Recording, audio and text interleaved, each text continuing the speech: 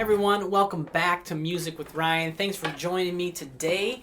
As you just saw and heard, I played through the traditional bluegrass song "Why You Been Gone So Long" as a request from a member out there, and a good one because this song is, probably, I don't want to say most famously done by Tony Rice, but I should certainly know it. Listening to him play it, and that's kind of where I drew my inspiration from. I know he does it in the key of F, I believe, working out of D position, but I'm just going to do this tune in the key of G. Gives me an opportunity to be a little more bluesy, and as you saw, the arrangements has a lot of syncopation in it, so definitely an advanced arrangement. A lot of fun to play. This one isn't one of those blazing fast bluegrass tunes. This is more of a bouncy bluegrass tune, and you got to kind of swing your solo a little bit. That's kind of how I approached it, and that's how I seen it done most of the time anyway. So, if you like what you see here and you want to purchase the full-length version, you can just click the link in the box, the first one right there, and it'll take you over to my website. And this video lesson, if you decide to purchase, comes with 50 minutes of video. It's pretty long, advanced arrangement, PDF tabs, and 3 backing tracks. Okay, so this video here on YouTube, just a preview, so you can see what it's like to, purchase my lessons and learn from me. And if you really enjoy the way I teach and approach learning, and you kind of like this genre, I definitely get outside the bluegrass realm a little bit, but a lot of that bluegrass old time stuff, you can check out being a member. There's another link in the box, second link down there, and you can learn about being a member and access all my videos for a monthly fee. Come out with a video every week. I've got over 100 lessons. I've got rhythm courses. I've got beginner courses, and soon we'll have a beginning guide to soloing course. I'm in the works on that here as of January 2016. Going to be a couple months, but I'm going to get it out. So give that a look, and for now we're going to go ahead and start walking through the first few measures of this tune and give you an idea of how I teach, what the lesson's like, and see if you enjoy the arrangement. So let's go ahead. Thanks for watching. I hope you enjoy. Alright, so let's go ahead and break down Why You've Been Gone So Long in the key of G. And a lot of syncopation going on here in this first little bit, and kind of throughout the whole piece. The melody note really stays up on that D note right there, or the 5th of the key, a lot. And so I had to try to find a way to get, somewhat creative with the melody. So I'm going to go ahead and play through the first 3 measures here and then break it down. So here we go. 1, 2, 3, 4, 1.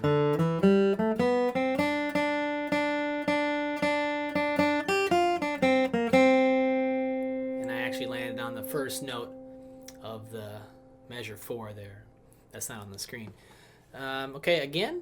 1.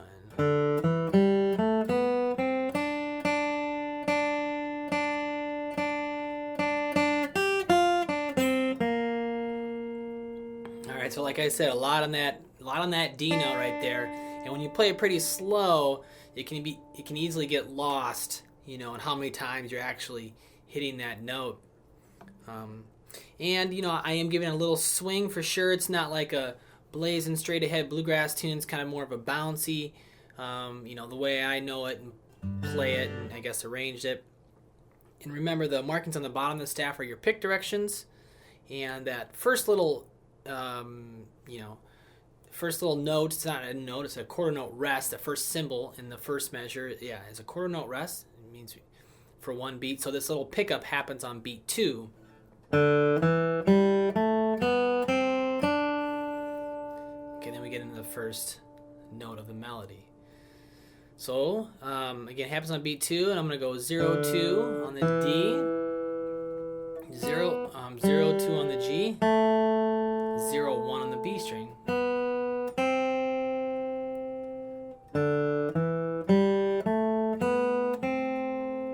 Just consecutive 8th notes, of course.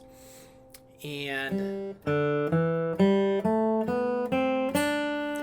real common way to kind of pick up into the melody note when it's here on the D on the fifth. I do that a lot in many different rhythms and so forth, but it's kind of straight ahead. Let people know you're coming in for your solo.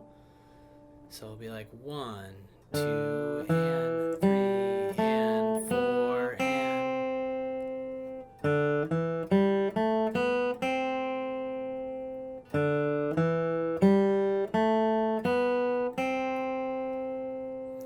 all right. See, I kind of swung it ba do da do da do instead of da da da da da da.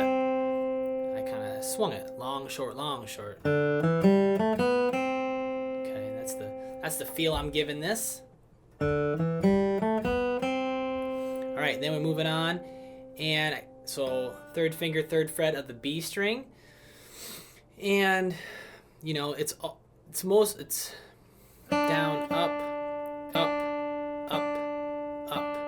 Okay, so a lot of upstrokes in a row, and as you see, the 3 has a tie and then a note in parentheses, another 3, and that means that slur, it's not a slur, I'm sorry, it's a tie, that symbol, and we're tying over to the same note, so we're not playing that. Some people get a little confused about that. 1 and 2 and 3 and 4 and. So it's often tying over to see here beat 2, beat 3, and beat 4. Okay, we're not playing on those, we're playing on the upbeat, and that's why we have an upstroke. 1 and 2 and 3 and 4 and you kind of still see my hand going down when it's not playing. I'm still kind of pretending there's a pick stroke in there to help me keep my timing, to keep fluidity. Otherwise it gets a little jagged if I don't do that. And then will be one more actually in the next measure. 1 and 2 and 3 and 4 and.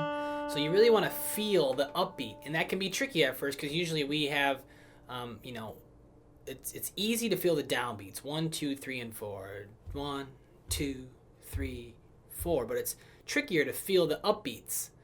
1 and 2 and 3 and 4 and. And if you struggle with that, I did this, once upon a time where I had a trouble, kind of feeling the upbeats. You can pick any note. You can say just open G, and you can just 1 and 2 and 3 and 4 and just do consecutive eighth notes on like an open G string, but then accent the upbeat or the up stroke. 1 and 2 and 3 and 4 and 1 and 2 and 3 and 4 and. Okay? And then the next exercise would be to try it in the whole song, which is even tougher. Again, just as an exercise to get the feel, make it, because you want that upbeat to be in the pocket and not be jagged. And, yeah.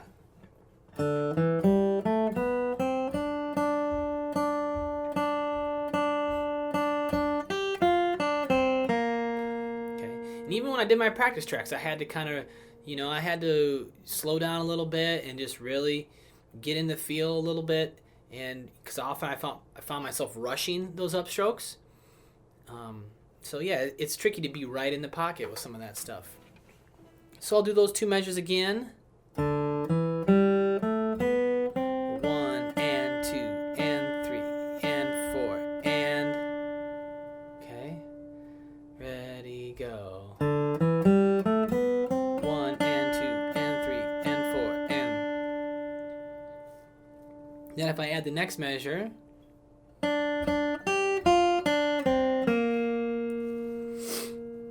it's 1 and 2 on that same note.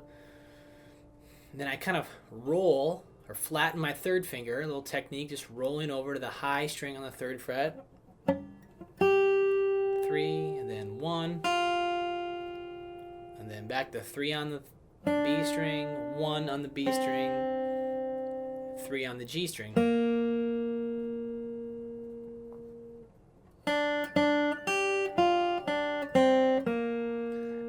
just that. Again, I'm going to start on the and of 1 here. So 1 and 2 and 3 and 4 and ready. 1 and 2 and 3 and 4 and 2, 3, 4, 1 and 2,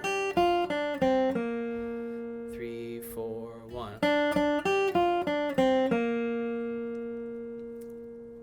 Okay. 1 and 2 and 3 and 4 and really minor pentatonic sounding. That's a minor pentatonic scale right there. You know, we are getting a little bluesy with this all across the arrangement, and you know, a lot of my solo is out of that minor pentatonic. I'm adding some things, of course, but that, you know, that's where the sound is coming from, the texture. So let's put all 3 of those measures into context now. So 1, 2, beginning, go. 1.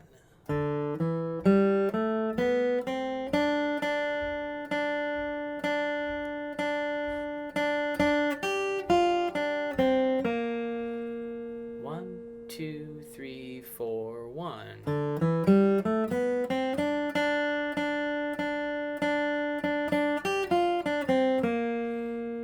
Again. 3, 4, 1.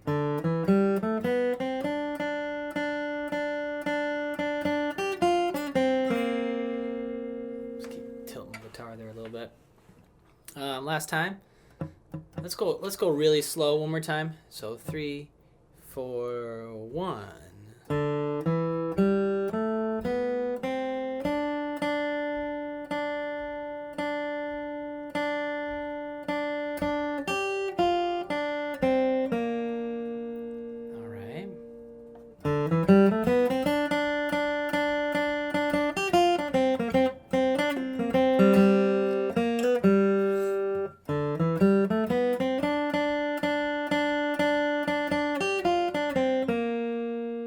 There it is. So let's move on to the next few measures. 2, 1, 2.